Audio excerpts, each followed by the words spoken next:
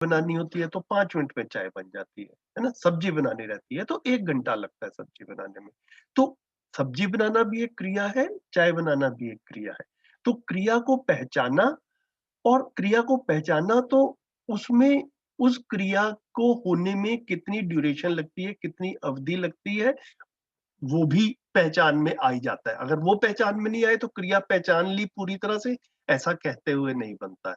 तो क्रिया पहचानी, क्रिया को करने में कितना ड्यूरेशन लगा, कितनी अवधि लगी, उसको कालवादी ज्ञान बोला। और फिर जब हमें क्रिया का पता चल जाता है, उसके ड्यूरेशन का पता चल जाता है, तो फिर हम सही निर्णय ले पाते हैं। उसको निर्णयवादी ज्ञान बोला।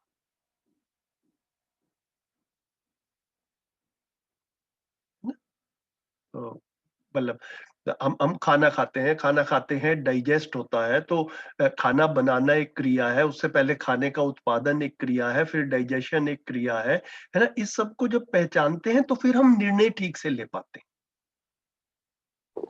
संजीव क्रिया। भैया, यहाँ पे ये कह सकते हैं जैसे पेट्रोलियम बनने में हज़ारों साल लगते हैं, हाँ जी। तो उसको कितना टाइम लगता है तो हम निर्णय भी क्या ठीक से ले पाएँगे अगर हमें काल का पता होगा? कालवादी बिल्कुल, बिल्कुल, विज्ञान से क्या बिल्कुल, ये मतलब बिल्कुल। है यहाँ? हाँ, ये भी है, मतलब हर तरह से देखेंगे तो मतलब ऐसा ही निकल कर आएगा कि हमें क्रिया और काल का जब पता चल जाता है, इसका जब ज्ञान हो जाता है, तब हम निर्णय ले पाते हैं।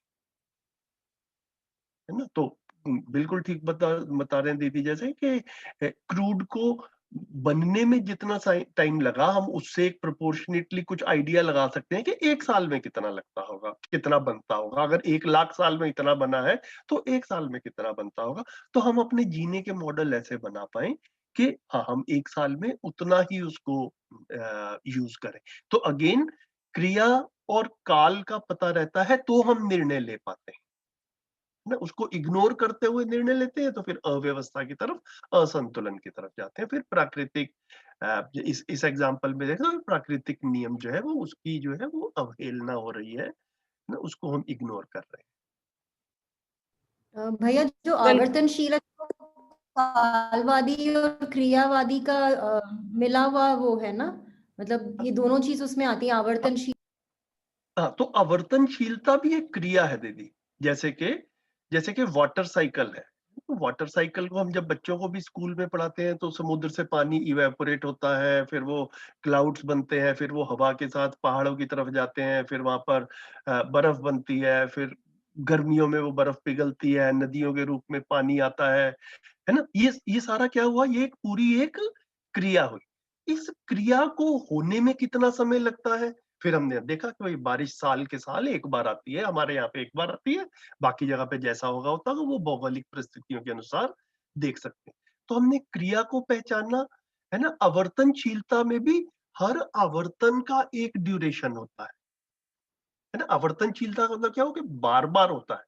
वो जो बार-बार होता है, वो अगली बार जो है वो इस बार से कितनी देर बाद होगा, उसको हम उसको एक एक एक्टिविटी से दूसरी, एक आवर्तन से दूसरे आवर्तन तक के ड्यूरेशन से हम आवर्तनशीलता को पहचानते हैं। ना, जैसे धरती अपनी धुरी के आसपास चक्कर लगाती है, तो आज सनराइज हुआ और कल सनराइज हुआ, इन दोनों के बीच में जो समय है वो 24 घंटे का हुआ, ऐसा हमने पहचाना। है ना? ये हर 24 घंटे के बाद में सनराइज आएगा, इसको इस तरह से पहचान सकते हैं। धरती सूरज के आसपास चक्कर लगा रही है तो 1 साल बोलते हैं उसको, 365 दिन में लगा रही है। तो आज जहाँ पर है और जो मौसम है, 365 दिन के बाद में भी वैसा ही मौसम जो है वो आएगा। तो ये जो आवर्तनशीलता है उसमें भी हर आवर्तन का एक काल है। तो हम उस आवर्तन को, उस क्रिया को समझते हैं, उस काल को समझते हैं, फिर हम निर्णय ले पाते हैं कि भैया गेहूँ कब बोना है, आलू कब बोना है ना? आम कब आएगा? ये सारी क्लैरिटी जो है हमारी तब बनती है उस हिसाब से। तो संजीव भैया, इसको समृद्धि के साथ भी जोड़ सकते हैं बहुत कि जब नेक्स्ट ये सब ये समझ क्लियर में हो जाएगा आएगा, कि ये सब कुछ समझ में आएगा और इसके अनुसार आदमी जिएगा, तभी समृद्धि पूर्वक जी पाएगा। जी, नहीं तो जी, जी, गलतियाँ करेगा और फिर निर्णय ले चीज़ों से चीज़ें नहीं मिलेंगी। ठीक बात है। संजीव भाई, हाँ जी। एक क्रिया के डिफरेंट काल भी हो सकते हैं, तो उस केस में हम कैसे इसको देखेंगे? बताइए, कुछ उदाहरण देके बताएँ? जैसे कि ट्रैवलिंग की बात करें, अगर आदमी मतलब पहले पैदल चल रहा है तो उसको ज़्यादा समय लग रहा है बिल्कुल। और हवाई जहाज़ से चल रहा है तो उसको कम समय लग रहा है। हाँ, तो इसको दोनों मतलब में आप ठीक है। हाँ, और दोनों बढ़िया। में क्रिया एक ही है और काल अलग-अलग हैं। इसी तरीके से इसी एग्ज़ाम्पल में हम मतलब अगर इसी को थोड़ा-सा और स्ट्रेच करें तो ऐसे बहुत सारी क्रियाएँ हो सकती हैं जहाँ पर कि समय जो है डिपेंडिंग अपॉन कि क्या टेक्नोलॉजी यूज़ कर रहे हैं, काल जो है वो डिफरेंट हो सकता है। हाँ, तो भैया ये जो विज्ञान वाला क्षेत्र है, जो भौतिक रासायनिक क्षेत्र है, इसमें मेरे को ऐसा लग रहा है कि जब ये कह रहे हैं तो पैदल चलना और कार से चलना और हवाई जहाज से चलना, ये एक ही क्रिया के रूप में इसको देखेंगे या हम अलग-अलग क्रिया के रूप में देखेंगे? है ना? तो उम, पहुँच हम एक जगह से दूसरी जगह पर रहे हैं, लेकिन राइट। है ना? लेकिन वो हवाई यात्रा वाली जो क्रिया है, उसकी अवधि अलग है और पैदल चलने वाली जो क्रिया है, उसकी अवधि अलग है। तो क्रिया का मतलब जो है वो मतलब इन्हीं सभी डायमेंशंस को पहचानना है। जैसे कि हम अपने घर में देखें, मेरे को अच्छे से याद है जब मैं काफ़ी छोटा था, तो हमारे घर में अंगीठी जलती थी। हुँ, तो अंगीठी जलती थी तो नेचुरली ऐसा ही रहता होगा, मतलब आज से 50 साल 100 साल पहले तक तो पूरी पे 100 साल पहले इस तरह से ही होता होगा। तो जब भी चाय बनानी है, खाना बनाना है, उससे पहले अंगीठी या चूल्हा तैयार हो जाए, उसको हुँ, तैयार होने में आधा घंटा लगेगा। इसको भी मानव जाति ने पहचाना होगा, है ना? हुँ, तो खाना बनाने से आधा घंटा पहले चूल्हा तैयार करने की तैयारी शुरू कर देनी है। तो उस क्रिया को भी पहचाना कि अंगीठी को तैयार करने में या तंदूर को तैयार करने में इतना समय लगता है। अब जब कुकिंग हुँ, गैस आ गई है तो पता चलता है कि भैया लाइटर लिया और जलाया और 1 सेकंड में तैयार जल जाती है। तो अब ये हुँ, तैयारी जो है अब हमको नहीं करनी पड़ती। तो कुकिंग गैस जलाना एक अलग क्रिया है और अंगीठी तैयार करना एक अलग क्रिया है। हालाँकि हो दोनों से कुकिंग रही जी। है ना? तो निर्णय हम इसी के अनुसार ले पाते हैं कि भैया किसी जी। काम को आधा घंटा लगता है तो मैं किस टाइम पे करूँगा। है ना? हुँ, किसी काम को न 2 मिनट लगेंगे तो मैं कब करूँगा, है ना? क्योंकि मेरे पास में है कितना समय, मतलब सपोज़ कीजिए ऑफ़िस जाना है और ऑफ़िस जाने से पहले आधा घंटा है, तो आधे घंटे में क्या कर सकता हूँ? क्रिया का ज्ञान होगा तो कर सकता हूँ। उसके लिए हुँ, अलग-अलग माध्यम उपलब्ध होंगे, हर माध्यम की क्रिया को समझना और हुँ। वो उसके ड्यूरेशन को समझना, उसके हिसाब से हम निर्णय लेते ही हैं, रोज़मर्रा में ऐसा ही होता। हाँ भैया, इसमें और जोड़ सकते हैं। हाँ जी। हेलो। हाँ जी, हाँ जी भैया। जी, कि विवेक के अर्थ में विज्ञान का मतलब विवेकपूर्ण विज्ञान जो बार-बार कहा गया है ना, जैसे भैया बोल रहे हैं कि साइकिल से जाना, कार से जाना, स्कूटर से जाना, जहाज से जाना, जाना क्यों है ये अगर पता है, विवेकपूर्ण हमारा ये कार्य है, फिर हम तय कर लेते हैं जहाज से जाना है, कि साइकिल से जाना है, कि मोटरसाइकिल से जाना है, कि स्कूटर से जाना है। उसके अनुसार हम फिर मतलब लक्ष्य के अनुरूप हम क्रिया या निर्णय करते हैं। अभी तो समस्या यही है कि लक्ष्य का पता नहीं है और क्रिया के आधार पे हमारे निर्णय होते जा रहे हैं। अब मेटल मिल गया, सोना मिल गया, इसको भी निकाल लो, हीरा मिल गया, इसको भी निकाल लो। क्या करना है? कुछ नहीं करना है, चलो चमकाने-धमकाने के काम में ही इसको बिक्री करेंगे, सेल करेंगे। तो क्या हो गया कि विवेक के अर्थ में विज्ञान का निश्चयन होता है। मतलब लक्ष्य के अर्थ में दिशा का निश्चयन होता है। अभी लक्ष्य के अर्थ में दिशा का निश्चयन नहीं है, इसलिए ही बहुत सारी जो है वो गड़बड़ियाँ दिख रही हैं। मुझे इतना जोड़ना था। जी भैया। बहुत बढ़िया भैया।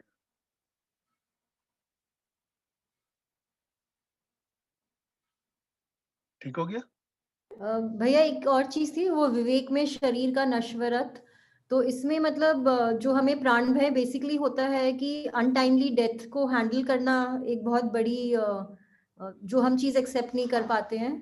तो मतलब एक बस एक ऑब्जर्वेशन है ये चीज कि हम ओल्ड एज में तो एक्सेप्ट कर पाते हैं, बट जो लोग यंग चले जाते हैं उनका वो चीज में बहुत समय लगता है। हाँ, ठीक है। तो मतलब शरीर एक भौतिक रासायनिक इकाई है और हर भौतिक रासायनिक इकाई का जो है वो कभी भी वो हमेशा बनी रहेगी, ऐसा कोई नियम नहीं है। तो इसमें ये नाशवान है, ये नश्वर है, ठीक है? तो एक है इसका प्राकृतिक विधि से बड़े होना, बूढ़े होना और किसी आयु पे जाकर समाप्त हो जाना, और दूसरा है कि बीच में भी कभी कोई दुर्घटना हो सकती है, कभी कुछ और हो सकता है। मानव कोशिश करता ही है कि ध्यान रखा जाए कि कोई दुर्घटना ना हो, है ना? कोई गलती ना हो, और बाकी हो जाए जैसा भी है, तो फिर ये क्लैरिटी रहती है, तो थोड़ा आसानी रह जाती है। बिल्कुल ठीक कह रहे हैं आप। और इसमें ओल्ड एज और मतलब अर्ली एज में भी देखिए कुल मिला के दृष्टि का ही फर्क है, अपनी स्थिति का ही अंतर है। जैसे अगर हमारे यहाँ का सैनिक, युवा सैनिक की डेथ हो गई तो हम बहुत दुख मनाते हैं और बहुत चीज़ें उसके बारे में, सब चीज़ें हम लोग करते ही हैं। सभी देश ऐसा करते हैं, हम लोग करते हैं ऐसी बात नहीं है, सभी लोग ऐसा करते हैं। और वहीं जिस देश को हमने दुश्मन माना हुआ है, उस देश का युवा सैनिक जब डेथ हो जाती है तो हम खुशी भी मना लेते हैं, मतलब हमको अच्छा भी लग जाता है। तो कुल मिलाकर के ये सारा कुछ जो है ना, नियम है कि शरीर नश्वर है, और उसमें घटना और दुर्घटना, तो घटना तो ये होगी कि वो समय से आयु पूरा करके जाए। दुर्घटना ये है कि जो घटना हमें स्वीकार नहीं, उसको हम दुर्घटना बोलते हैं। जो घटना स्वीकार है उसको घटना बोल दिया, और जो घटना स्वीकार नहीं उसको दुर्घटना बोल दिया। तो ये तो अपेक्षा रहती ही है, लेकिन शरीर कुल मिलाकर के जागृति के अर्थ में है। जब उसके साथ कुछ ऐसा हो गया कि अब वो शरीर संचालन के योग्य नहीं बचा, दुर्घटना में भी यही होता है कि कुछ अंग ऐसे डैमेज हो गए हैं कि संचालन के योग्य नहीं बचे, तो फिर वो शरीर ऐसे खत्म हो जाता है। तो कुल मिला के देखने की दृष्टि का ही इसमें मुख्य मुद्दा है। भैया एक ऑब्जर्वेशन और भी है कि जनरली जो महापुरुष रहे हैं उनकी आयु जो है कम रही है। इस पे क्या विचार है आपका? हाँ, लेकिन बीमारी से ही उनकी डेथ हुई। जैसे स्वामी विवेकानंद जी 39 साल की एज में गए थे, तो चूंकि शरीर का उन्होंने ध्यान नहीं रखा, शरीर की हमेशा उपेक्षा किया उन्होंने, कभी बहुत दिनों तक खाए बिना रहे, कभी शरीर को जगा के ही रखे, और बाद में जो अभियान मोड में आए तो उसमें साधना का भी, तो उसके हिसाब से आप देखेंगे उनको बहुत सारी बीमारियां हो गई थी। लास्ट अच्छा। ईयर में उनको किडनी डिजीज हो गई थी, उनको जो है वो लंग में भी प्रॉब्लम हो गया था, बहुत सारी बीमारियां हो गई थी। ऐसे ही शंकराचार्य के बारे में भी कहा जाता है, 32 साल की एज में उनकी डेथ हुई तो उनको भी बीमारियां हो गई थी। तो जो ये आहार विहार का बहुत ज्यादा, अब शंकराचार्य जी बहुत ज्यादा यात्रा की है, विवेकानंद जी बहुत ज्यादा यात्रा की है, यात्रा सुगम नहीं होती थी, खाने पीने का निश्चयन नहीं होता था, खाना पीने का निश्चयन, आहार विहार का निश्चयन शरीर के लिए, स्वास्थ्य के लिहाज से बहुत ही आवश्यक होता है। तो मैं तो इसको ऐसे ही देखता हूँ कि कम एज में ही गए, लेकिन देखिए काम इतना किया है ना कि आज तक सभी बोल ही रहे हैं कि उनका काम अच्छा था। तो इससे तो ये भी पता चल जाता है कि एज का बहुत मुद्दा नहीं है, हम प्रयोजन के अर्थ में क्या किए हैं, ये बहुत बड़ा मुद्दा है। जी भैया। ये भैया उसको भी एक थोड़ा एक्सप्लेन करेंगे, विज्ञान सम्मत विवेक, मतलब अभी आपने जो बताया था विवेक सम्मत विज्ञान, और जो उसका उल्टा होता है। जी, तो ज्ञान विवेक विज्ञान, प्रयोजन के अर्थ में दिशा की पहचान, और दिशा के में चलते हुए प्रयोजन हमेशा ध्यान में रहना। ठीक है, तो जो भी क्रिया निर्णय काल जो भी कर रहे हैं, जैसे अभी कहे ना कि उसको प्रयोजन को ध्यान में रखना, तो विज्ञान में भी जब हम काम कर रहे हैं तो विवेक ध्यान में रहे, और विवेक पूर्वक है तो ही विज्ञान का ठीक से हम सदुपयोग कर सकते हैं। जी भैया।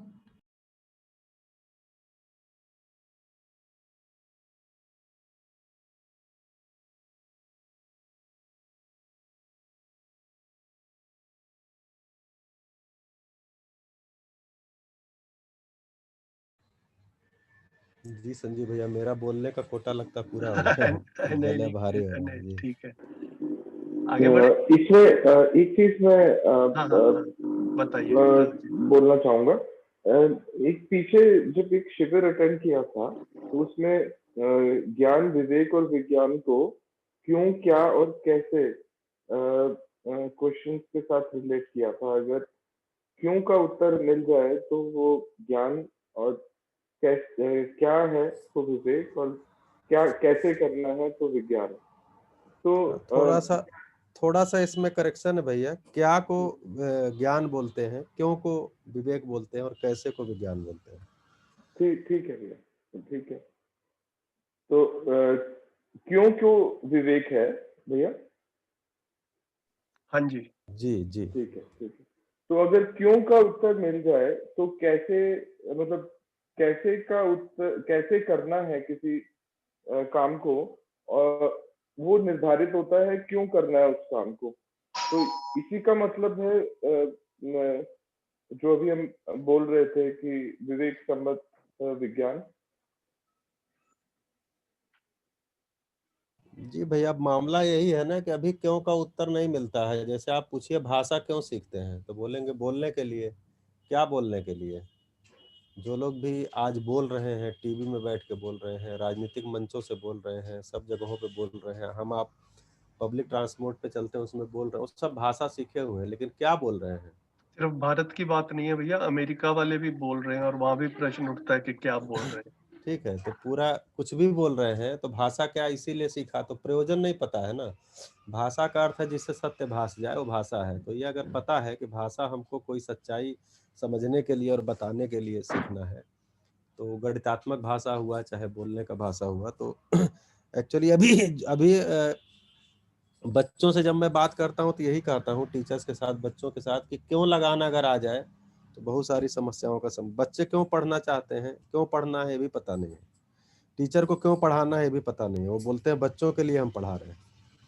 एक टीचर से बात हुई, बोले बच्चों के लिए हम पढ़ा रहे हैं। हमने कहा बच्चों के लिए पढ़ा रहे हैं कि अपने लिए पढ़ा रहे हैं? बोले नहीं, बच्चों के लिए पढ़ा रहे हैं। हमने कहा आप अपने लिए पढ़ा रहे हैं? बोले कैसे? हमने कहा जैसे आप जाते हैं रेलवे स्टेशन पे टिकट लेने, तो आपको लगता है वहाँ कोई आदमी अच्छा बैठा हो जो बढ़िया से व्यवहार करे। जब आप बस में जाते हैं तो आपको लगता है अगल बगल अच्छे लोग बैठे हों। जब आप हॉस्पिटल में जाते हैं तो आपको लगता है कोई आपका शोषण न करे। जब आप रोड पे चलते हैं तो आपको लगता है रोड जो बनी है वो अच्छी बनी हो, जो लोग बनाए हो अच्छा बनाए हो। जब रोड पे चलते हैं तो आपको लगता है अगल बगल ठीक से लोग नियमों का पालन करते हुए चले। तो ये सब चीज़ें कैसे होंगी जब लोग समझदार होंगे? वही समझदारी का कार्यक्रम कहाँ चलता है? एजुकेशन में चलता है। तो ये सारे लोग समझदार होंगे, इसका कार्यक्रम शिक्षा में चल रहा है, इसके लिए हम पढ़ा रहे हैं। तो एक्चुअली हम अपने ही जिंदगी को आसान बनाने के लिए पढ़ा रहे हैं।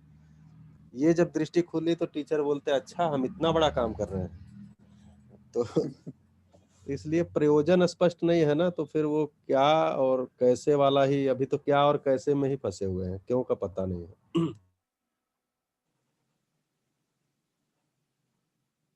जी भैया, थैंक यू। आई थिंक केवल ये अपने भी लिए ही नहीं, कोई ये प्रश्न कर सकता है कि मतलब हम अगर लगेंगे तो पता नहीं कितना साल लगेगा। तो अपने लिए मतलब अपने और अपनों के लिए, आने वाली हमारी भी पीढ़ी के लिए एक सुखद एक दुनिया एक मिले, इसके लिए हम काम कर रहे हैं। जी रजत भाई। जी मैं भी एक कैसे ही एक लेक्चर सुन रहा था, तो आई थिंक मैंने शेयर भी किया था अपने व्हाट्सएप ग्रुप में। तो उसमें भी ये बात निकल के आई कि व्हाई इस क्वेश्चन को हमें बहुत सीरियसली लेना चाहिए।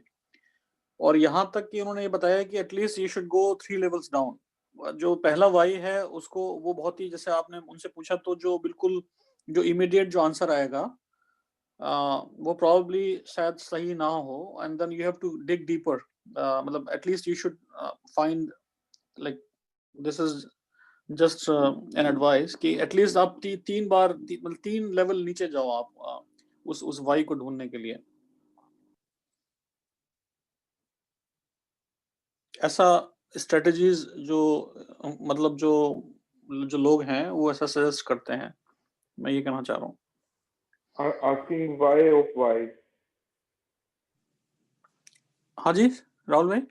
मैं कह रहा हूँ आस्किंग व्हाई ऑफ व्हाई। हाँ मतलब वाई, मतलब जो पहला आंसर आएगा वाई, वो जो कि बहुत ही मतलब कहना चाहिए सामान्य सा होगा। मतलब मतलब हमें ऐसा लगेगा कि ना हम यही हमारा वाई, यही हमारा आंसर है। एंड इसी देन को आई थिंक आई वाइज होता है वैसे तो। इसी को विद्या में कहा गया, शब्द से अर्थ, अर्थ से वस्तु तक पहुंचना।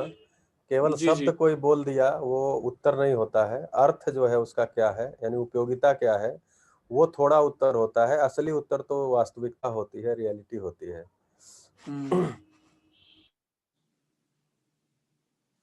जी भैया।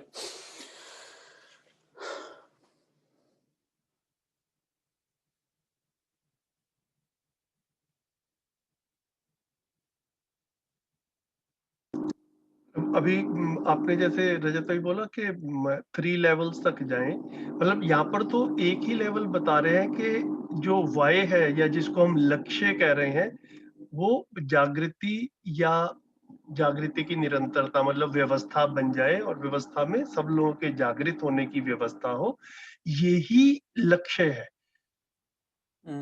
तो एक वाई के पीछे कुछ दूसरा आएगा, दूसरे के पीछे तीसरा आएगा, कई बार कहीं ऐसा हो कि हम तीसरी लेयर पर ही रुक जाएं और इस जो लक्ष्य यहाँ पर मध्यस्थ दर्शन में बिल्कुल बिल्कुल लक्ष्य को पहचान लिया कि भैया हम जो कुछ भी कर रहे हैं वो जागृति के लिए ही करेंगे, तो वो सदुपयोग है, तभी व्यवस्था है। और अगर ये ध्यान में नहीं आया, आपने बेशक 3 की जगह 5 लेयर्स भी ले ली, यहाँ तक नहीं पहुंचे, ठीक है, तो फिर अधूरापन रह जाएगा, और अधूरापन रह जाएगा तो फिर वो अव्यवस्था जाएगी। तो यहाँ पर मतलब 3 बोले या 5 बोले, कितने लेयर्स तक जाना है, मतलब इवेंचुअली बता रहे हैं कि भैया लक्ष्य इतना ही है। अब वो जो 3 लेयर्स में चला जाए, वो पता नहीं, ऐसा लगता है कि भैया मैं आधे घंटे में ढूंढ लूंगा, 2 दिन में ढूंढ लूंगा। अभी आप देखो 6 महीने से हम बात कर रहे हैं, है ना। तो many times understanding this thing is a, मतलब it's a time consuming thing. मतलब ऐसा है ना, ऐसा नहीं हो सकता कि मेरे को एक बार ये टिप्स मिल गई और मैंने ठीक जीना शुरू कर दिया, है ना। तो ये इसीलिए इसको मेन स्ट्रीम एजुकेशन में लाने की बात हो रही है कि भैया ये ऐसे 6-6 महीने के लिए या सालों के लिए एडल्ट्स लोग पता नहीं कितना टाइम निकाल पाएंगे, कब निकाल पाएंगे। बच्चा जब क्लासरूम में बैठता ही है 20 साल तक, तो उसी टाइम पे इन चीजों को भी कवर कर लिया जाए, फिर वो जिंदगी भर वाई लगाता रहेगा अपने साथ में। उसको लक्ष्य की क्लैरिटी उस 20 साल में हम दे पाए, है ना। इंडिविजुअल पे लेवल के ऊपर बच्चे को बड़े होने के बाद में, हर ह्यूमन बीइंग को खुद अच्छा लगे, ये भी एक व्यवस्था का पार्ट है, और व्यवस्थाएं बनी रहती हैं वो भी अच्छा लगता है, और मैं व्यवस्था में भागीदारी कर रहा हूं ये भी अच्छा लगता है। तो ये लिंकेजेस जो है हम दिखा पाए, इसकी बात कर पाए, तो हमारी अपनी क्लैरिटी होगी, तो हम आगे बात कर पाएंगे। तो अभी हम लोग अपने पे काम कर रहे हैं, तो हमारे पास में बाकी विकल्प के रूप में प्रपोजल्स भी आते रहेंगे, और भी बहुत कुछ लोग भी सोच सोच कर कुछ ना कुछ कह रहे हैं। हम भी उसको आप समझते रहे कि भैया ठीक है, यहाँ पर क्या कह रहे हैं, वो क्या कह रहे हैं, जो ठीक लगेगा वो हम कर लेंगे। जी भैया। भैया ऐसे ही, मतलब मैं थोड़ा सा ऑफ ट्रैक जा रही हूँ, बट जो आप हैप्पीनेस करिकुलम से कर रहे हैं, तो वो बेसिकली जो बेसिक कॉन्सेप्ट्स हैं उनको बता रहे हैं, मतलब उस पे बच्चों का ध्यान आकर्षण कर रहे हैं, मतलब उसका कैसे प्लानिंग हो रही है? हाँ, तो it's a minor step in that direction, मतलब है ना, अभी भी और भी बहुत कुछ करने की जरूरत है। मतलब ऐसा नहीं कि हैप्पीनेस करिकुलम चालू हो गया और चीजें बिल्कुल अब 10 साल में बिल्कुल ठीक हो जाएंगी, ऐसा ऐसा नहीं है। It's a small step in that direction, और भी बहुत कुछ करना है। तो हम ही लोग समझेंगे, हम क्लियरली देख पाए कि गैप्स कहाँ पर है ना। तो आखिर में समझ में ये आता है, हम लोगों ने जितना समय लगाया दीदी, मतलब बड़ी क्लियरली ये समझ में आया कि एक वेल क्वालिफाइड, है ना, वेल प्लेस्ड पर्सन होने के बावजूद, और मूल रूप से एक अच्छा आदमी होने के बावजूद, बड़ी क्लियरली देख पाए, अरे बहुत सारी चीजों की तरफ तो हमारा ध्यान ही नहीं गया था। हाँ, तो ध्यान नहीं गया था तो वहां पे आदमी कुछ कर भी नहीं सकता।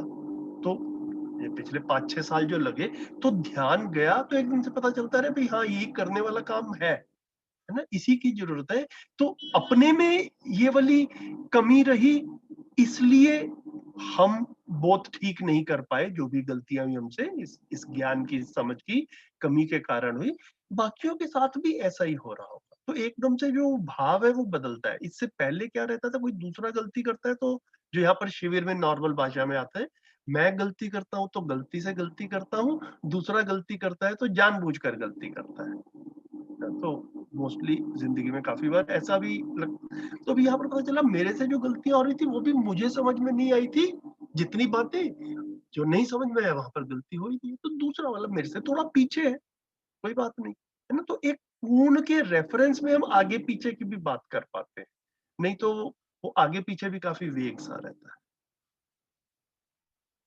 तो यहाँ जी पर अच्छा काम ये हुआ मध्यस्थ दर्शन में कि एक जागृत मानव का रेफरेंस मिल गया हमको, उसकी जरूरत भी पता चल गई, और ये एक्सेप्ट भी हो गया कि अरे हाँ ऐसा ही बनना है, इससे कम में तो खुद को भी मैं पसंद नहीं करूंगा।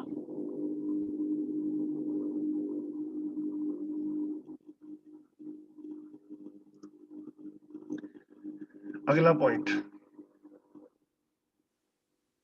ठीक ही है, कुछ करनी है बात। संजीव भैया, शिक्षा को जैसे हम प्राथमिकता दे रहे हैं और डेफिनेट सी बात है कि अगर हमारे पास मतलब लक्ष्य नहीं होगा या हमें पता नहीं होगा कि भाई एग्जैक्टली मतलब दिक्कत कहाँ पर है, तो इसमें तो कोई दो राय नहीं है कि शिक्षा पे बहुत ज्यादा मतलब देना है।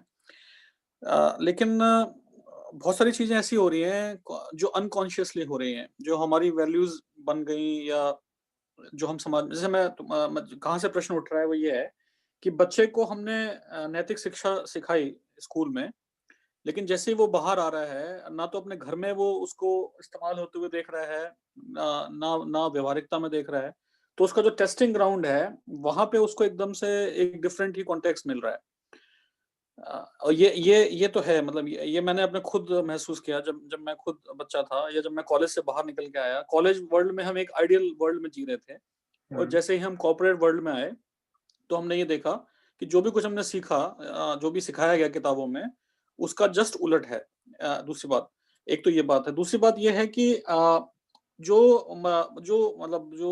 जो साइकोलॉजी है, जिस हिसाब से जो वैल्यूज हमारी बन गई हैं, क्या केवल शिक्षा के ऊपर ही फोकस करके हम इसको बदल पाएंगे? तो ये मैं फिर से बार-बार ये कह रहा हूँ कि जब मैं अपने को देखता हूँ तो मुझे ऐसा लगता है कि हाँ, ऐसा ही होगा क्योंकि मेरे साथ में तो ऐसा हो रहा है कि आदमी को पता ना चले कि वो गलती कर रहा है, तभी वो गलती करता है। जब जब पता चले कि भैया मैं गलती कर रहा हूँ, तो फिर गलती नहीं करता अनलेस अनलेस कोई बड़ा सर्वाइवल वाली बात है, जिंदा रहना एक बाध्यता रहती है, उतने तक ठीक है। लेकिन मैं अपने आसपास कॉर्पोरेट वर्ल्ड में काफी लोगों को ऐसा देखता था कि भैया इनको जिंदा रहने में कोई कॉम्प्लिकेशन हो रही हो, ऐसा नहीं है। खूब पैसे वैसे हैं, अच्छी पोजीशन पे बैठे हुए हैं। उसके बाद में जो एडिशनल और भी ध्यान जाता है कि और भी कुछ सही गलत कर लिया जाए, हेर फेर कर लिया जाए, और कहीं से पैसे बना लिए जाए। ये ये वाली जो चीज है, ये शुद्ध रूप से समझ की कमी के कारण ही है। समझ की कमी क्या हुई कि मेरे पास ज्यादा पैसा होगा तो मैं ज्यादा सुखी हो जाऊंगा। ठीक है, इस चीज को हम एजुकेशन में सेटल कर सकते थे, जैसा आपने भी अपने शब्दों में बोला कि एजुकेशन में जब आप थे कॉलेज में, तो एक आइडियल वर्ल्ड में थे। एक ऐसा लगता था कि भैया हाँ, हम कुछ कर दिखाएंगे। वो युवा जो है वो है ना, वो एक ऐसे फीलिंग्स आते ही है। फिर बाहर जाकर पता चलता है कि मैं अकेला कुछ कर नहीं पा रहा, और मैं करूं क्या ये पता नहीं है, और किसी को भी नहीं पता है ना। तो आदमी फिर सबके साथ ही मिल जाता है। तो यहाँ क्या कह रहे हैं कि पूरी की पूरी पीढ़ी को ही अगर हम क्लियरली ये कम्युनिकेट कर पाए, हमको यही चीज पता होती, तो हमने जो 50 साल की उम्र में शुरू किया, ये ज्यादा जल्दी हो पाता। और एक फील ये भी रहता कि भाई यहाँ आसपास भी हम भी ज्यादा ठीक कर पाए।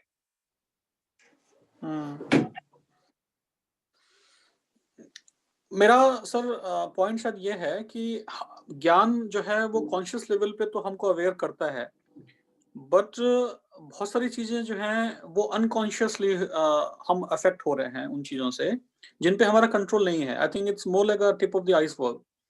फॉर एग्जाम्पल, एक एक्सपेरिमेंट हुआ जहाँ पे कि ये कहा गया कि भाई आपको स्ट्रेंजर से फोन नंबर लेने हैं।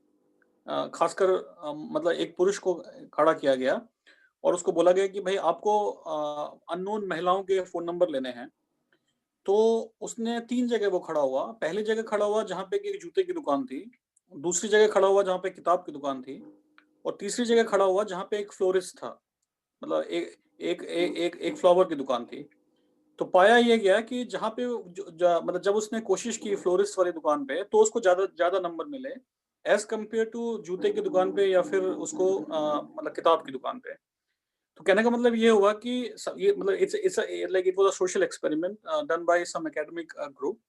तो उन्होंने ये देखा कि चूंकि वो जो फ्लावर का जो ऑरा है या जो वो वहां पे है, तो सबकॉन्शियसली जो महिलाएं थी, they were bit open as compared to the book और द शूज एक्चुअली। तो यहाँ पर मतलब ये मैं वहां पे ले जाने की कोशिश कर रहा हूँ कि जो ठीक है कि हम ज्ञान पे हैं, मतलब लेकिन बहुत सारी चीजें ऐसी हो रही हैं जो जो हमारे वातावरण या हमें खुद नहीं पता कि हम क्यों एक्ट कर रहे हैं एक्चुअली। तो उस लेवल पे हम कैसे मतलब कैसे बात करें, कि कैसे चेंजेस लाएं?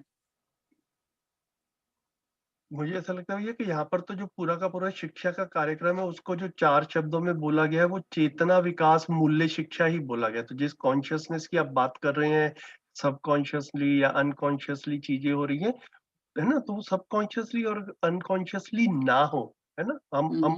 हुँ, हम देख पाएँ कि हम क्या कर रहे हैं, उसी को ही मतलब वो चेतना, विकास, मूल्य शिक्षा जो है वो चेतना का, जीवन में चेतना का ही विकास करना है। वो जो जीव चेतना से मानव चेतना की ओर जाना है ना? उसी के विकास की बात हो रही है। Maybe we are at an early stage now, अभी हमारे को ये इतना क्लियर नहीं हो रहा है, ठीक है? तो आगे-आगे जैसे-जैसे बढ़ेंगे क्लियर होगा। शरण भैया, आप अपने शब्दों में कुछ बता पाएँ इसको?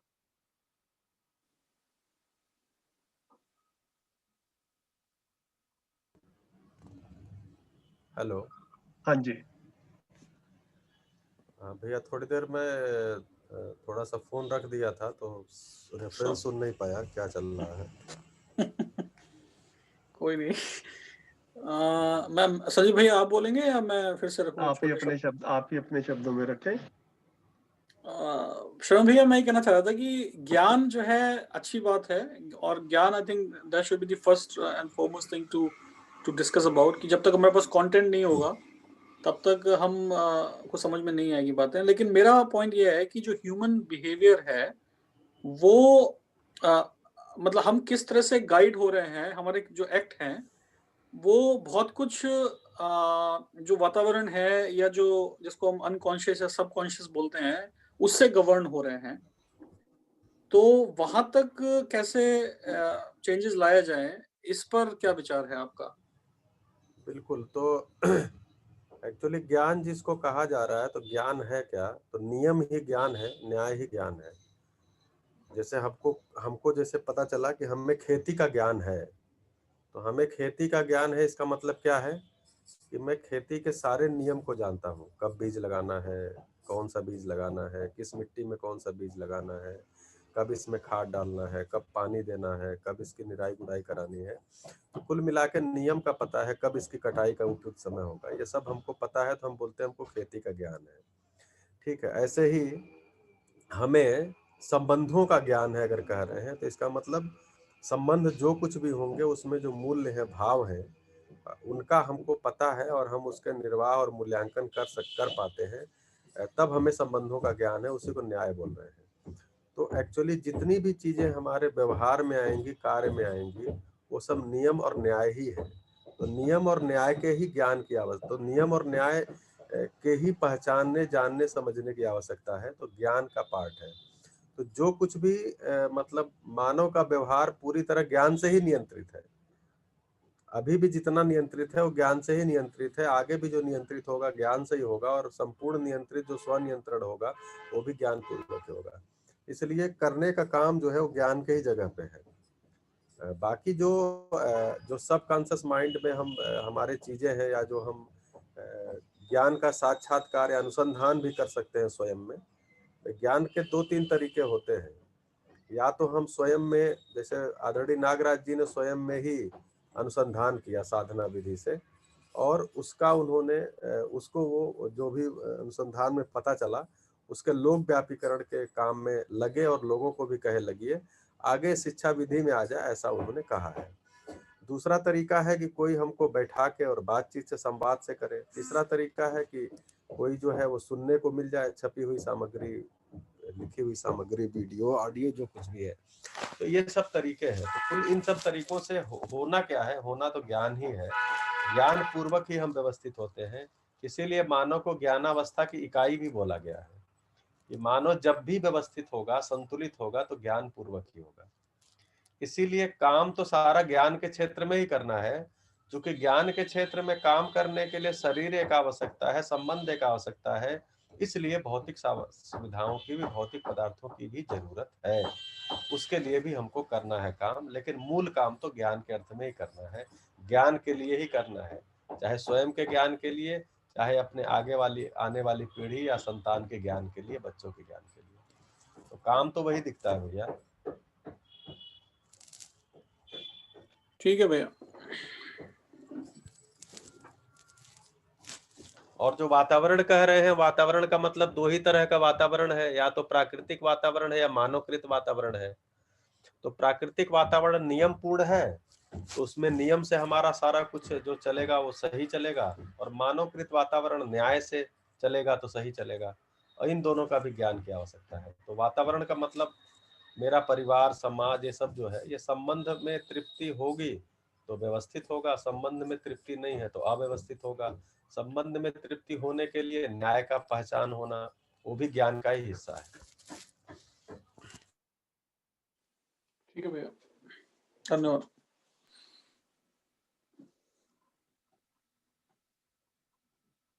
आप अपना मनन चिंतन चालू रखें रजत भाई, कई बार हमारे समझाने की भी कुछ सीमाएं हो सकती हैं, तो नहीं बिल्कुल, आई थिंक धन्यवाद।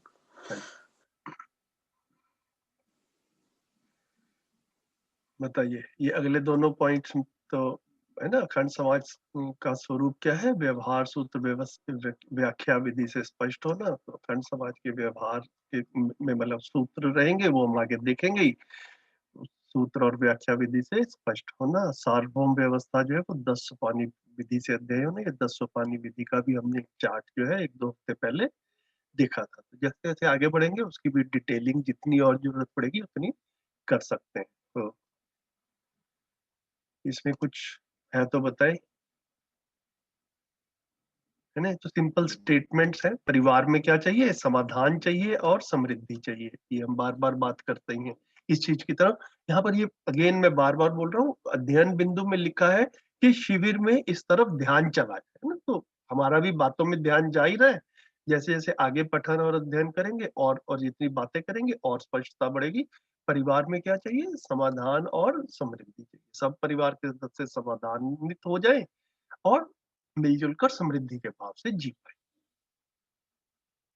इतनी बात कर रहे हैं। अखंड समाज में क्या चाहिए, अखंड समाज में के रूप में समाधान, समृद्धि, अभय से अस्तित्व। इस पे भी हमारी काफी बात हो गई है। तो कुछ हो तो बताइए, नहीं तो अगले पेज पर चले।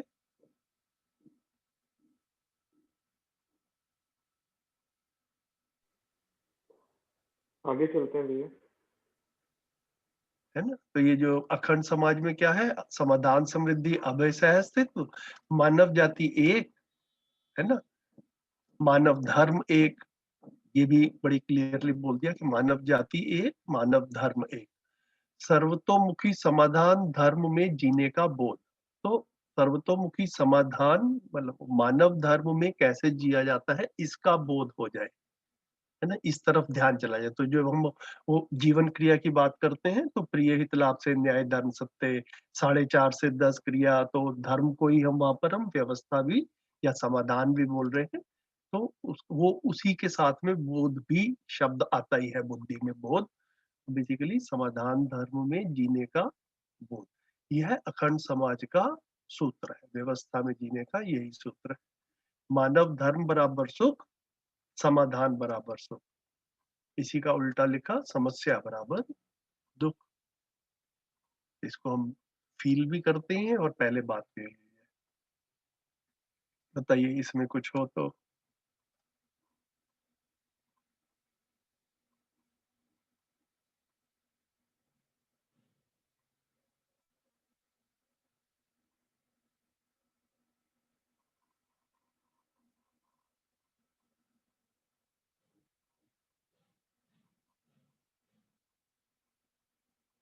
ठीक है, आगे भी पढ़ लें फिर थोड़ा सा।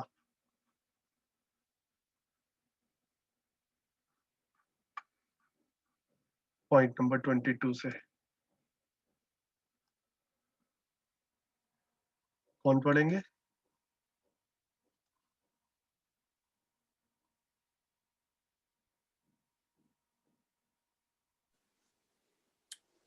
कोई अगर और पढ़ना चाहे तो पढ़े, वरना मैं पढ़ लेता हूँ।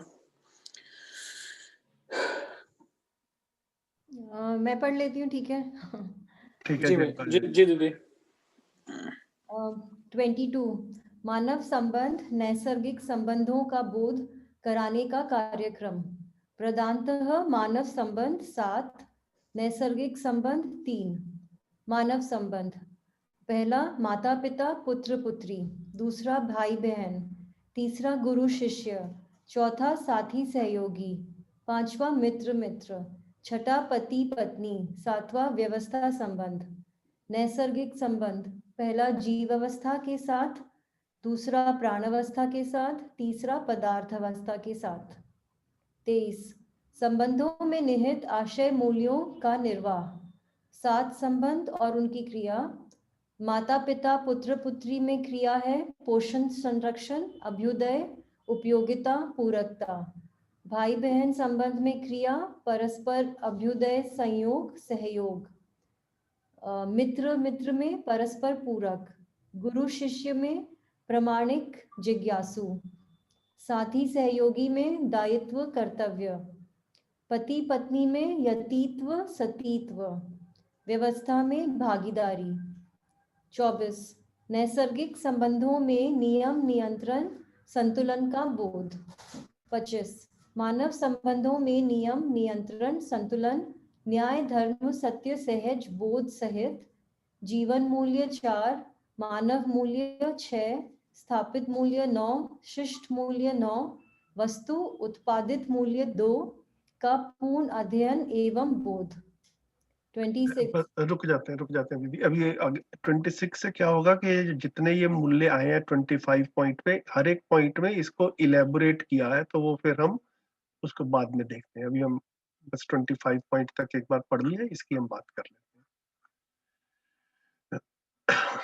तो यहाँ पर जो है ये पॉइंट नंबर 22 में एक चीज मैं अपनी तरफ से रख देता हूँ, फिर आपके कुछ होगी बातचीत तो वो रख लेते हैं। यहाँ पर एक नया शब्द आया है नैसर्गिक संबंध। ये मुझे याद नहीं है कि हमने अभी तक इसको ऐसे पढ़ा है या नहीं पढ़ा। हमने जीवन विद्या एक परिचय भी पढ़ ली, उसमें भी शायद ये नहीं आया था भैया, एक परिचय में आया था। अच्छा ठीक है आया था तो बहुत बढ़िया है। तो मतलब जस्ट रिफ्रेश करने के लिए, अगर किसी को ध्यान में ना हो, तो नैसर्गिक संबंध है रेस्ट ऑफ नेचर से, शेष प्रकृति से मानव का संबंध। तो मानव के संबंध जो है वो क्या है, मानव का संबंध मानव के साथ है और मानव का संबंध शेष प्रकृति के साथ। शेष प्रकृति जो है बाकी 3 अवस्थाएं हो गई। ज्ञानावस्था में एक दूसरे से संबंध वो मानव मानव संबंध हो गया, और मानव का जीवावस्था के साथ, प्राणावस्था के साथ और पदार्थावस्था के साथ में जो संबंध है उसको शेष प्रकृति के साथ संबंध, उसी को नैसर्गिक संबंध का नाम दिया गया है। ठीक है, तो ये इस तरह से 7 मानव संबंध और 3 नैसर्गिक संबंध। मानव संबंध में ये 7 है, ये हमने काफी बार पहले बात की है। तो बताइए कुछ है यहाँ पर, नहीं तो अगले पॉइंट को देखेंगे फिर।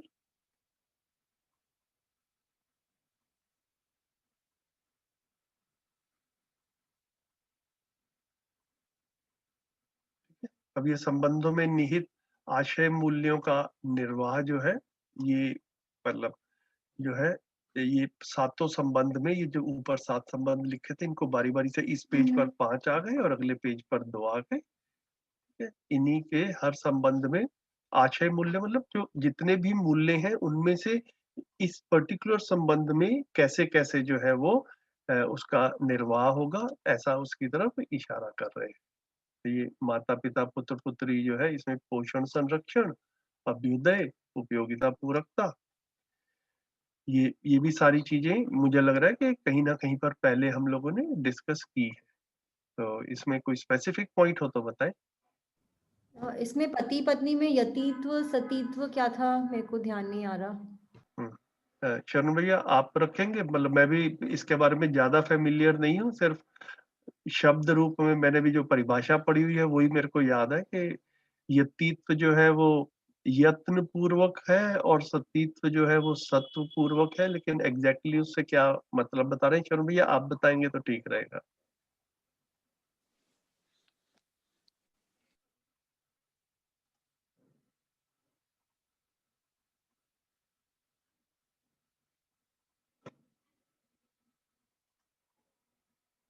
शरण भैया। हेलो, हाँ जी। अच्छा, कोई म्यूट हो गए थे।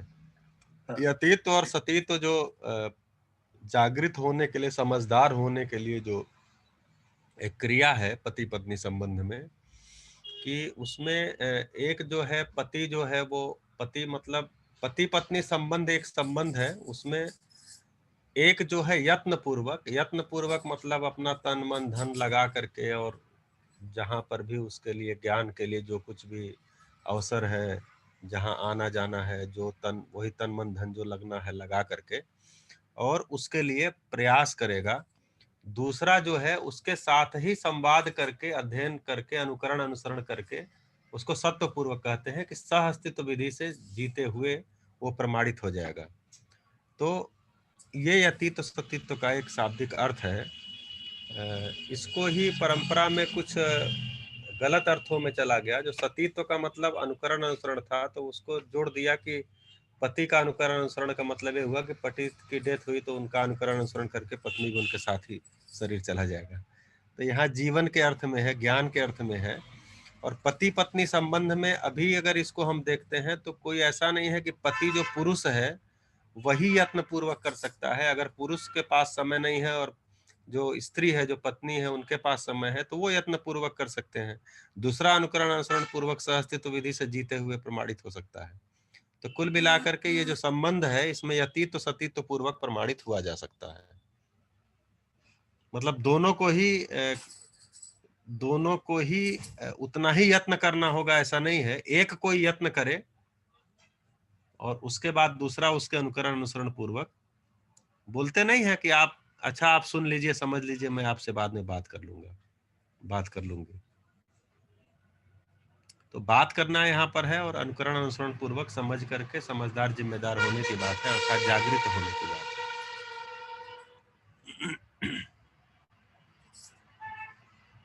बाकी आज मैं एक चेतना विकास मूल शिक्षा का मेरा बहुत पुराना डॉक्यूमेंट मिला है, लगभग 40 पेज का। उसमें यतीत सतीत्व को ही आज मैं पढ़ रहा था, उसमें बहुत डिटेल है। तो और उस डॉक्यूमेंट को भी शेयर कर देंगे। इसमें थोड़ा सा है, जो जितना ये हिस्सा है यतीत सतीत्व वाला। तो जो भैया पूरा अगर डॉक्यूमेंट शेयर कर देंगे तो बहुत बढ़िया हो जाएगा। जी जी, असल बात पूरा वो सिलेबस है, तो सिलेबस ठीक है, देखते हैं जी। होम स्कूलिंग में थोड़ा काम आ जाएगा भैया। हाँ ठीक है दीदी, शिल्पा दीदी जी। हाँ जी राहुल भैया, भैया, हाँ मैं पूछ रही थी कि जो साथी सहयोगी संबंध है, इसमें दायित्व कर्तव्य में भी मतलब जो मुझे थोड़ा सा स्पष्ट हुआ है कि एक लीड करता है, एक फॉलो करता है, तो वो भी एक तरह से यतीत्व सतीत्व से थोड़ा सा जुड़ता है, या वो डिफरेंट है?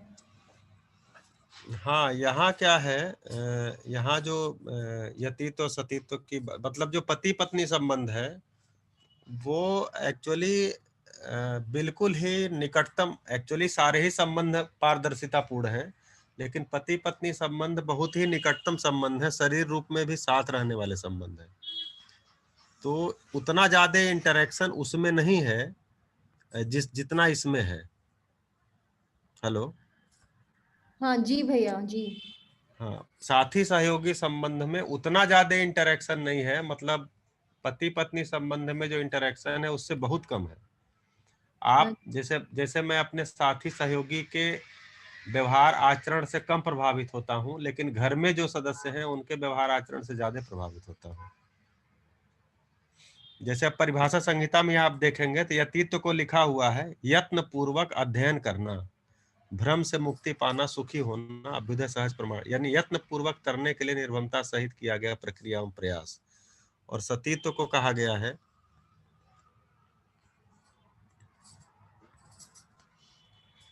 सत्व पूर्वक करने की क्रिया, और सत्व को यहाँ परिभाषित किए हैं कि धैर्य सह अस्तित्व पूर्वक अस्तित्व को सिद्ध करना। ठीक है, तो मतलब इसमें परिभाषा के अंदर ही परिभाषा निकलती है कि संकल्प के अनुसार अपना इच्छा विचार आशा मानसिकता में निरंतरता। तो इसको तो परिभाषा संहिता में देख सकते हैं, उसमें जब आप परिभाषा के अंदर परिभाषा में जाएंगे तो और चीजें खुलती जाएंगी। तो कुल मिलाकर के जो साथी सहयोगी और पति पत्नी में जो संबंध मतलब अनुकरण अनुसरण की बात है, वहां पर ज्यादा संभावना इसमें है पति पत्नी संबंध में, वहां पर इंटरेक्शन कम है, ज्यादातर वो व्यवसाय के अर्थ में होता है। साथी सहयोगी का जो पूरा जो ढांचा है वो व्यवसाय के अर्थ में है, उत्पादन के अर्थ में ही होता है। और जो पति पत्नी का जो संबंध है, जो ये पूरा का पूरा जो है वो जागृति के ही अर्थ में है।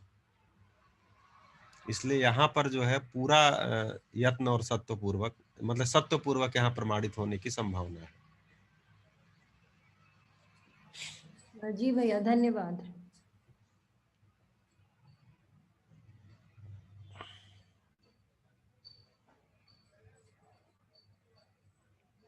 और कुछ?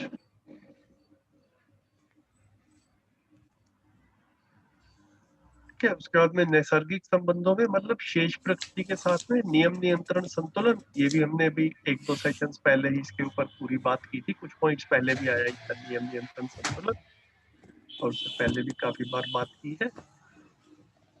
मानव संबंधों में नियम नियंत्रण संतुलन के साथ न्याय धर्म सत्य सहज बोध सहित 30 मूल्य जो है वो 30 मूल्यों का पूरा अध्ययन एवं बोध। तो जीवन मूल्य 4, मानव मूल्य 6, स्थापित मूल्य और शिष्ट मूल्य 9+9, और वस्तु मूल्य या उत्पादक मूल्य उनको हमने कला मूल्य उपयोगिता मूल्य के रूप में दो। तो ये 30 मूल्यों की भी एक हमारी टेबल बनी है, उसको भी हमने ऑनलाइन सेशंस में काफी बार सामने रखा है, और ये वाली कैटेगरीज हमने देखी ही है उनमें। तो कोई स्पेसिफिक पॉइंट हो तो बताएं, नहीं तो आगे भी पढ़ लेते हैं।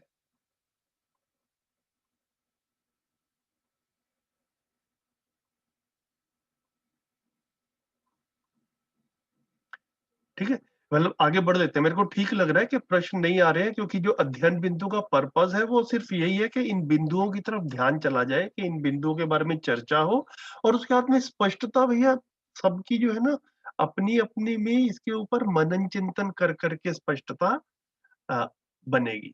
तो मतलब ये हम पॉइंट्स पढ़ते हैं, इसको हम अपने में भी सोचें, बाद में देख पाए, और रोजमर्रा की जो हमारे अपनी अपने लाइफ में घटनाएं हो रही हैं, उन घटनाओं से भी ये कंटेंट डायरेक्टली जुड़ता है। उसको भी अगर हम देख पाते हैं, अपनी क्लैरिटी उससे भी बढ़ेगी। बाकी जो प्रश्न है वो हम साथ साथ ले लेते हैं। तब 26 और 27 को इकट्ठा पढ़ लेते हैं। बताइए। मैं पढ़ूं? हाँ, आप पढ़ो तो। हाँ, एक काम करेंगे, 26, 27 और 28 ये सारे के सारे जो है ये संबंध के ही मूल्य हैं। हाँ, 28 तक अगले 2 पेज हम पढ़ लेंगे। ठीक है। 26 जीवन मूल्य। समाधान बराबर सुख, समाधान समृद्धि बराबर शांति, समाधान समृद्धि अभय बराबर संतोष, समाधान समृद्धि अभय से अस्तित्व सहज प्रमाण बराबर आनंद। 27वां मानवीय चेतना संपन्न मानव संबंध में स्थापित व शिष्ट मूल्य निम्न है। स्थापित मूल्य: पहला, कृतज्ञता, प्राप्त सहायता उपकार के प्रति स्वीकृति, प्रसन्नता व निरंतरता की स्वीकृति। इसका शिष्ट मूल्य है सौम्यता, स्वयं स्फूर्त प्रणाली पद्धति से स्वयं का नियंत्रण। दूसरा, गौरव, विकसित या जागृत को पहचान एवं उनके अनुरूप होने में उत्साह और निरंतरता। इसका शिष्ट मूल्य है सरलता, ग्रंथि तनाव रहित अंगहार एवं उसका प्रकाशन। तीसरा, श्रद्धा, प्रामाणिकता, श्रेष्ठता की ओर प्रवृत्ति एवं संकल्प सहित गति। इसका शिष्ट मूल्य है पूज्यता, गुणात्मक परिवर्तन के लिए सक्रियता। चौथा, प्रेम, पूर्णता, सहज प्रमाण, दया कृपा करुणा की संयुक्त अभिव्यक्ति, पूर्णता में नित्य रति, पूर्णता की सहज निरंतरता। इसका शिष्ट मूल्य है अनन्यता, जागृति, पूर्णता के लिए योग्य पहचान, प्रमाण, सहज निरंतरता। पांचवा, विश्वास, संबंध निर्वाह निरंतरता सहित मूल्यों के निर्वाह की निरंतरता। इसका शिष्ट मूल्य है सौजन्यता, सहकारिता, सहयोगिता, पूरकता, उपयोगिता। छठा, वात्सल्य, अभ्युदय, सर्वतोमुखी समाधान के अर्थ में पोषण, संरक्षण। इसका शिष्ट मूल्य है सहजता, यथास्थिति, सहज स्वयं में विश्वास, श्रेष्ठता का सम्मान, प्रतिभा और व्यक्तित्व में संतुलन, व्यवहार में सामाजिक, उत्पादन में स्वावलंबन, निरंतरता, प्रमाण। सातवां है ममता, स्वयं में से के लिए प्रतिरूपता, सहज स्वीकृति, उत्सव, निरंतरता। इसका शिष्ट मूल्य है उदारता, प्रतिफलापेक्षा विहीन कर्तव्य दायित्व वहन तन मन धन अर्पण। 8वां सम्मान व्यक्तित्व एवं प्रतिभा में श्रेष्ठता सहज प्रमाण का पहचान स्वीकृति प्रमाणित होने की प्रवृत्ति। इसका शिष्ट मूल्य है सौहार्द्रता स्पष्टता से मूल्यांकन क्रियाकलाप में स्पष्टता सार्थकता। 9वां मूल्य है स्नेह संतुष्टि प्रसन्नता उत्सव में से के लिए स्वयं स्फूर्त मिलन सानिध्य की निरंतरता। इसका शिष्ट मूल्य है निष्ठा मानवीयता पूर्ण विचार व्यवहार में निरंतरता मानवीयता सहित व्यवस्था सहज वर्तमान। सभी संबंधों का निर्वाह ही व्यवस्था है। अभिव्यक्ति संप्रेषणा सहज प्रकाशन बराबर है भाषा भाव मुद्रा अग्रहार प्रक्रिया सहित संप्रेषणा बराबर सटीक भाषा अर्थ संगत बराबर चित्रलेख रूप में बराबर स्वीकृत संप्रेषणा बराबर अभिव्यक्ति बराबर संबंधों का निर्वाह सहज प्रमाण किशोरावस्था तक पहचान संबोधन और 10 वर्ष के पश्चात समझ सहित निर्वाह परस्परता में अपेक्षा है आवश्यकता। 28वां संबंध निर्वाह मूल्य। एक काम करते हैं थोड़ा रुक जाते हैं क्योंकि फिर वो नहीं तो बहुत ज्यादा हो जाता है तो ओके ठीक है ना। तो ये 27 हाँ तक जी कर लेते हैं फिर इसके हाँ मतलब जी एक बार देख लेते हैं इसको कि ये भी जो है ये मूल्यों की भी हमने बार बार बात की है। तो मतलब यहाँ पर कोई चीज पहली बार आ रही हो ऐसा नहीं है। सिर्फ क्योंकि हम पठन कर रहे हैं तो बाबा जी ने इसको अगेन पॉइंट आउट किया कि शिविर में ये वाली बातें आनी चाहिए और प्रबोधक लोग मोस्टली ध्यान रखते भी हैं। ये सारे मूल्य कवर हो जाते हैं शिविरों में। तो किसी का कुछ छूटा हुआ हो इसमें कोई क्लियरिटी ना हो तो बताए नहीं तो अगले पॉइंट पे चल सकते हैं।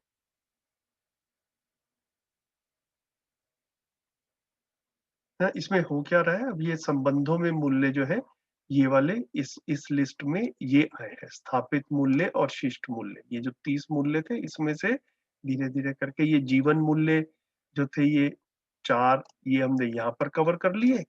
अब ये स्थापित मूल्य और शिष्ट मूल्य जो है ये अब इस वाले 27 वाले पॉइंट में आ रहे हैं। इसमें भैया प्रेम और स्नेह में क्या डिफरेंस है मतलब थोड़ा सा अभी स्पष्ट नहीं हो रहा। ये मूल्यों के हमारे एक्सपर्ट शरवण भैया है। शरवण भैया बताएंगे। जी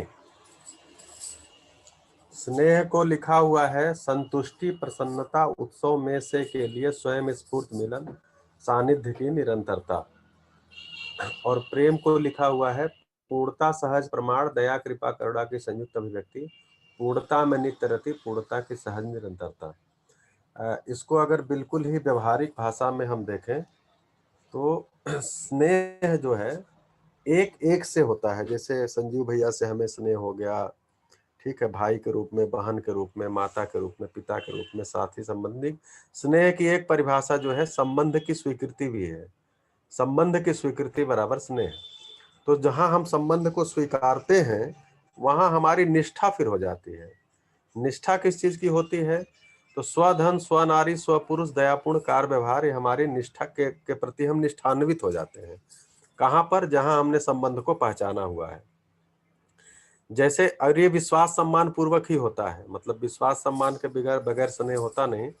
तो विश्वास सम्मान पूर्वक जो हमने स्नेह को पहचाना यानी संबंध को पहचाना उसमें हमारी निष्ठा हो गई। तो अब मैं जिसके साथ स्नेह पूर्वक जीता हूं उससे हमारा लेन देन का कोई बहुत बड़ा मामला नहीं होता। लेन देन तो होता ही है लेकिन वही मामला नहीं होता।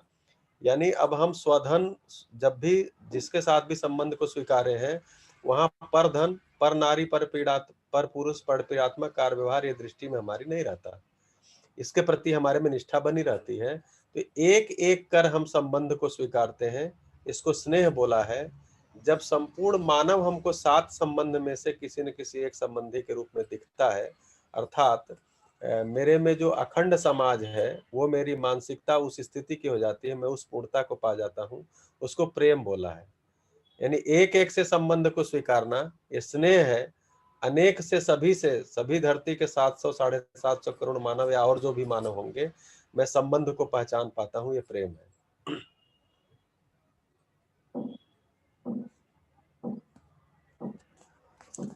तो फिर प्रेम का जो शिष्ट मूल्य है वो अनन्यता है। आप देखेंगे अब न अन्य, कोई अन्य है ही नहीं, मतलब अब अपना पराया से मुक्त मेरा व्यवहार हो जाता है। अपना भी नहीं, सभी अपने हैं ऐसा भी नहीं है, क्योंकि सभी अपने हैं ये भाषा बोलते ही होगा, कुछ पराये भी होंगे। तो इसलिए अपना पराया मुक्त यहाँ शब्द आता है। जब मैं अपना पराया मुक्त, मेरा जो कुछ भी सोचना है, जो कुछ भी मेरा कार्य व्यवहार है, उस स्थिति को प्रेम बोलते हैं। उस स्थिति को सभी पाना चाहते हैं। जैसे हम सभी इस सभा में बैठे हैं, हम क्या चाहते हैं कि जो बस में हम यात्रा कर रहे हैं, ट्रेन में यात्रा कर रहे हैं, दिल्ली से बंबई जा रहे हैं, बंबई से यूएस जा रहे हैं, यूएस से यूके जा रहे हैं, कनाडा जा रहे हैं, हमको क्या लगता है अगर हर जगह सभी संबंधी हो तो कितना बढ़िया होगा। मतलब सभी संबंधी हो तो एक्चुअली आप देखेंगे तो मूल चाहना भी यही है, जो पूर्णता की प्यास है वो यही है, उसको पा जाना ही प्रेम है। इसलिए एक एक से हम संबंध, जैसे बच्चा पहले घर में ही संबंधों को पहचाना रहता है, माता को, पिता को, भाई के, बहन को, चाचा चाची, जो भी घर में है, दादा दादी, पहचाना रहता है। धीरे धीरे जैसे स्कूल जाता है और स्कूल में किसी से उस संबंध को पहचानता, तो घर पे आके बहुत खुश होकर बताता है आज मेरा एक दोस्त बना है। फिर और बताता है, जब 2 4 10 दोस्त बता देता है तो घर में से ही कंप्लेन आ जाता है कि बहुत दोस्त तुम बना रहे हो, बहुत दोस्त बना रही हो। तो क्या होगा, धीरे धीरे आगे चल के फिर वो बताना बंद कर देता है। इसका मतलब ये नहीं कि संबंध उसके, मतलब स्नेही संबंध उसके कम होने लग रहे हैं। ठीक है, तो एक्चुअली मानव की मूल चाहत है कि अपने अगल बगल, जैसे अब जैसे मैं इस बिल्डिंग में आया जहाँ रहता हूँ, यहाँ अगल बगल धीरे धीरे बात करना, सबको संबंधी के रूप में चाहता हूँ कि सब संबंधी के रूप में मुझे स्वीकार ले, मैं सबको संबंधी के रूप में स्वीकार लूं। तो ट्रेन में भी हम जाते हैं तो जब बातचीत करते हैं सामने वाले सीट वाले से, थोड़ी देर बाद अच्छा वहां से हैं, अच्छा कोई न कोई रिलेशन जोड़ते हैं, कोई भाषा का, कोई रिश्तेदारी का, कुछ बात करने का, मतलब संबंध को हम वहां पर भी चाहते हैं संबंध पूर्वक ही रहना। तो मानव सभी मानव के साथ संबंध पूर्वक रहना चाहता है। ये प्यास है, ये प्रेम की प्यास है। तो स्नेह पूर्वक प्रेम की यात्रा है। जी भैया। तो जैसे एक ही संबंध में, मतलब एक रिलेशनशिप में हम ये सारी चीजें देख सकते हैं क्या? जैसे एक किसी के साथ हमारा बहुत अच्छा रिलेशनशिप है तो उसमें सभी कुछ झलकेगा, मतलब श्रद्धा भी होगी, प्रेम भी होगा, विश्वास भी होगा। मतलब ऐसे ही होता है क्या, या कैसे होते हैं मतलब ये जो ये मूल्य हैं? ये कुछ अगले पॉइंट पे आएगा, तो उसमें एक बार हम इस प्रश्न को अगले पॉइंट के बाद में ले लेंगे दीदी, है ना। उसमें ये बता रहे हैं कि एक एक मूल्य में कौन कौन से, एक एक संबंध में कौन कौन से मूल्य प्रधानता चलते हैं। अच्छा, हाँ जी, ठीक है। ये 28वें में आएगा। हाँ जी ना। तो अभी हमने 27th का रीडिंग किया है, तो इस पे कुछ प्रश्न हो तो कर ले, नहीं तो 28th की भी कर लेंगे रीडिंग। अभी 10-15 मिनट है, आगे बढ़े। कोई प्रश्न नहीं आ रहा तो 28th की रीडिंग कौन करेंगे? आप ही कंटिन्यू कर रहे हो रितु? ठीक है, मैं ही करती हूँ। 28 संबंध निर्वाह मूल्य। पहला, माता पिता के साथ संतान का संबंध, विश्वास निर्वाह और उसकी निरंतरता, गौरव, कृतज्ञता, प्रेम पूर्वक सरलता, सौम्यता, अनन्यता भाव, विधि सहित वस्तु सेवा समर्पण, समेत तृप्ति, समाधान, प्रमाण, वर्तमान होना। दूसरा, पुत्र पुत्री संतान के साथ माता पिता अभिभावक, विश्वास निर्वाह की निरंतरता, ममता, वात्सल्य, प्रेम, उदारता, सहजता, अनन्यता भाव, वस्तु सेवा समर्पण के रूप में वर्तमान होना। तीसरा, भाई बहन संबंध में विश्वास निर्वाह की निरंतरता, सम्मान, गौरव, कृतज्ञता, प्रेम, सौहार्द्रता, सरलता, सौजन्यता, अनन्यता भाव पूर्वक वस्तु सेवा समर्पण के रूप में है। चौथा, गुरु शिष्य के साथ विश्वास निर्वाह की निरंतरता, प्रेम, वात्सल्य, ममता, अनन्यता, सहजता, उदारता भाव पूर्वक वस्तु सेवा समर्पण के रूप में वर्तमान। 5वां, शिष्य गुरु के साथ विश्वास निर्वाह की निरंतरता, गौरव, कृतज्ञता, सम्मान, प्रेम का भाव, सरलता, सौजन्यता, सहजता, अनन्यता का भाव पूर्वक जिज्ञासा सहित वस्तु और सेवा का अर्पण समर्पण के रूप में है। पति पत्नी की परस्परता में विश्वास निर्वाह की निरंतरता, स्नेह, गौरव, सम्मान, प्रेम, निष्ठा, सरलता, सौहार्द्रता, अनन्यता का भाव पूर्वक वस्तु सेवा समर्पण के रूप में।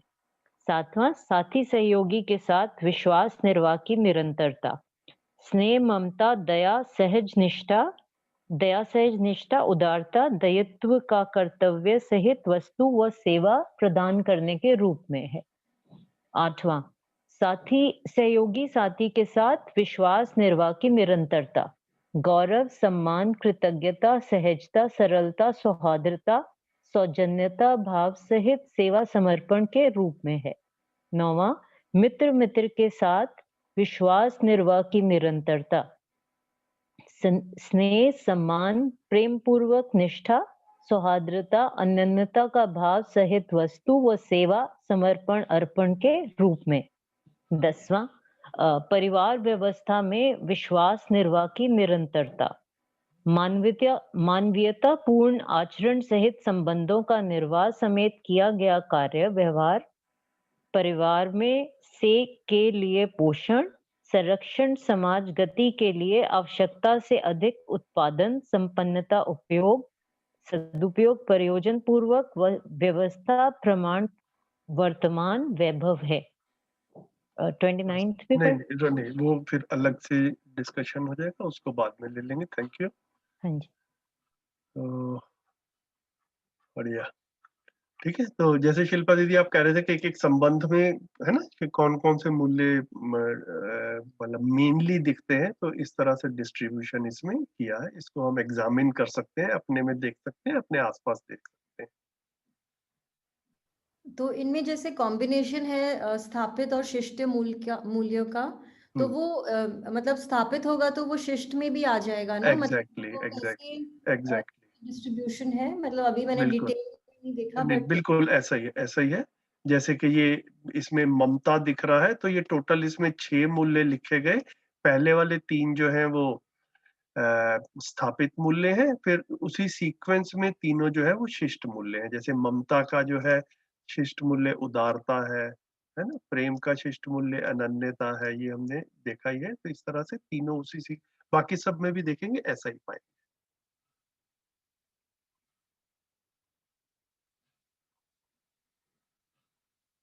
इसमें एक चीज और क्लियर हो ही रही है, मतलब आप भी देख लीजिए कि जैसे हमने जब मूल्यों की बात की थी तो हमने कहा था कि मध्यस्थ दर्शन में लिखा है विश्वास जो है वो आधार मूल्य है ना, trust is the foundation value.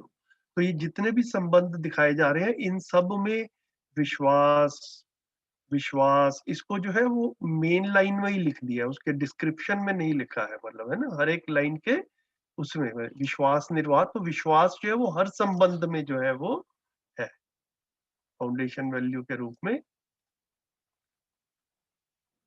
इसमें एक और चीज, ये भाव सहित सेवा समर्पण और वस्तु व सेवा समर्पण, इसको थोड़ा एक्सप्लेन करेंगे।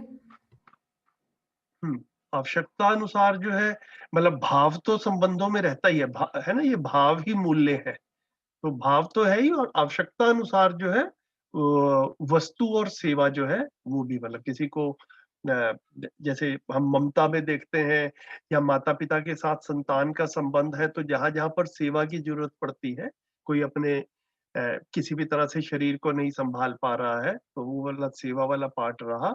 और वस्तु के रूप में भी जैसे बच्चे छोटे रहते हैं तो उनको जैसे वस्तुएं चाहिए, वो खुद उत्पादन नहीं कर सकते, तो घर के जो दूसरे हैं माता पिता है या और बड़े हैं, वस्तु जो है वो सेवा समर्पण जो है ये इस हिसाब से इसको देख रहे हैं।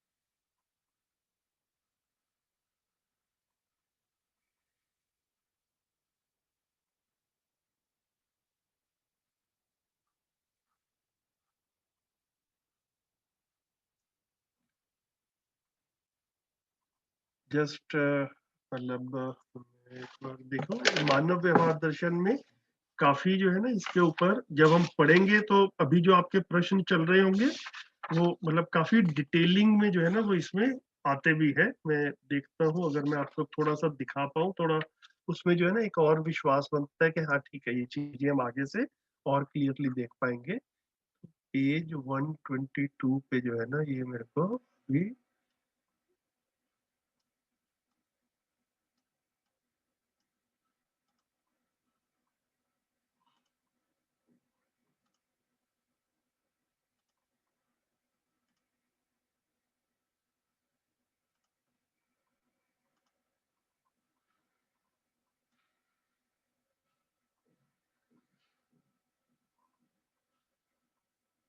ठीक है। तो ये है ना, ये जैसे ये जो भी हम अध्ययन बिंदु में जो पॉइंट्स देख रहे हैं, अब ये मैंने मानव व्यवहार दर्शन खोल ली।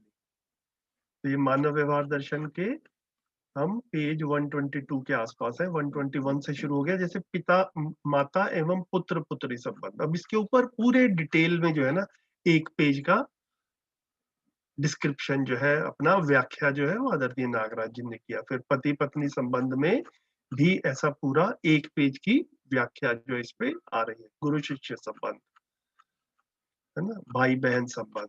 तो मुझे लग रहा है कि मतलब हम यहाँ पर भी चाहे तो लंबी बात कर सकते हैं, या इसको हम थोड़ा सा रोक लें और जब फ्लो में आएगा तो उस टाइम पे पढ़ते हुए डिटेल में जो बाबा जी की भाषा को ही हम लेते हुए बात रखें। मतलब जैसे हम थोड़ी देर पहले कह भी रहे थे, मतलब व्यक्तिगत तौर पे मैं अपने में भी कुछ सीमाएं पाता हूँ, तो आपको आंसर देते समय मैं अपनी भाषा में कुछ इधर उधर का ना कह दूं। जो चीजें बिल्कुल स्पष्ट रूप से सामने आने वाली है उनको वहां पर भी देख लें।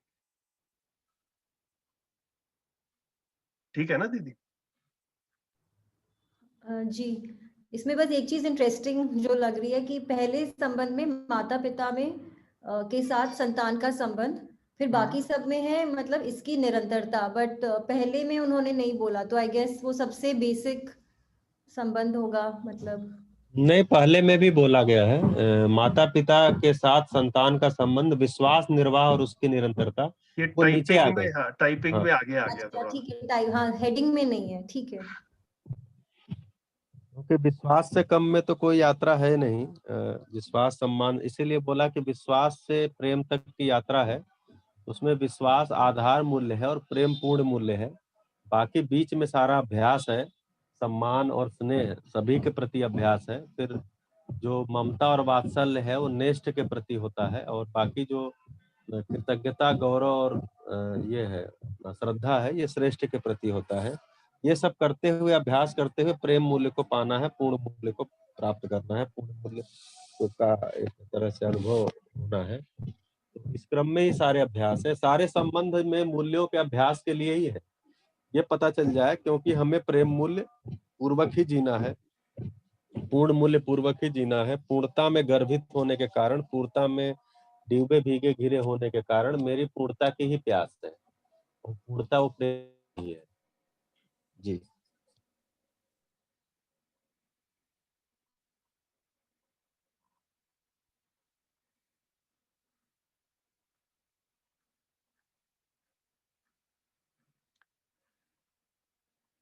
तो अभी आज हम 4 बज चुके हैं, ये 28 पॉइंट पे ही रुक जाएं, कैसा लगे? है ना, कुछ और बातचीत है इस पे और 2-4 मिनट लगाने हो तो लगा सकते हैं, फिर 29 पॉइंट ऑनवर्ड्स कल बात कर लेंगे।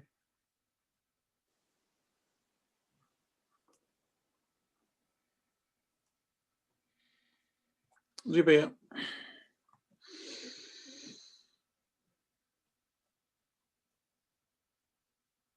ठीक है, तो प्रश्न नहीं आ रहे हैं तो फिर रैप अप करते हैं आज की मीटिंग को। कल फिर मिलेंगे और इसको कंटिन्यू करेंगे। ठीक है जी भैया, जी भैया। धन्यवाद। थैंक नमस्ते। यू, नमस्ते, thank you so thank much. You. नमस्ते। नमस्ते थैंक यू सभी को, भैया, नमस्ते सभी को। थैंक यू भैया।